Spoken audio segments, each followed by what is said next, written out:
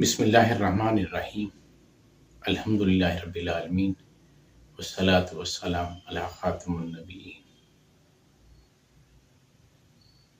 ام المومنین حضرت عائشہ صدیقہ رضی اللہ عنہا فرماتی ہیں کہ نبی محتشم صلی اللہ علیہ وسلم 3 دن سے کم مدت میں قرآن پاک کو مکمل نہ کیا کرتے تھے، یعنی 3 دن سے کم مدت میں آپ قرآن پاک کو ختم نہ کیا کرتے تھے۔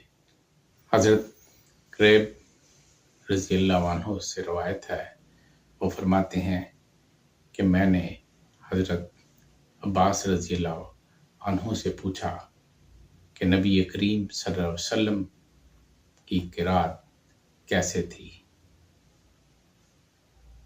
حضرت عباس رضی اللہ عنہ نے فرمایا کہ آپ حجرے کے اندر تلاوت فرما رہے ہوتے تھے اور حجرے کے باہر کوئی بھی شخص اس تلاوت کو آسانی سے سن سکتا تھا۔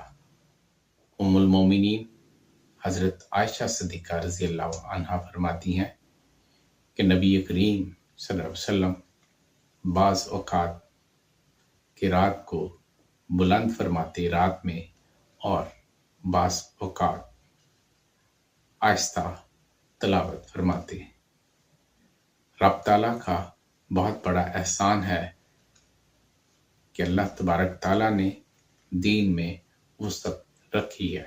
حضرت ابو ہریرہ رضی اللہ عنہ سے بھی اسی قسم کی روایت ہے کہ نبی کریم صلی اللہ علیہ وسلم جب رات میں تلاوت قرآن کریم فرماتے تو کبھی بلند آواز سے اور کبھی آہستہ آواز سے تلاوت فرماتے۔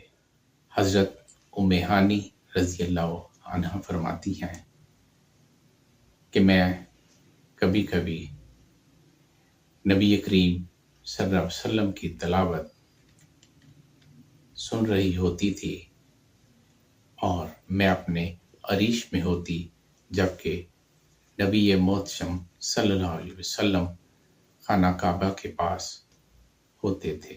حضرت انس بن مالک رضی اللہ عنہ سے روایت ہے کہ نبی محتشم صلی اللہ علیہ وسلم کی آواز مبارک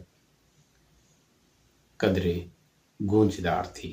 آپ صلی اللہ علیہ وسلم جب رات میں تلاوت قرآن مجید فرماتے تو یوں لگتا جیسے آپ کچھ فاصلے سے تلاوت فرما رہے ہیں۔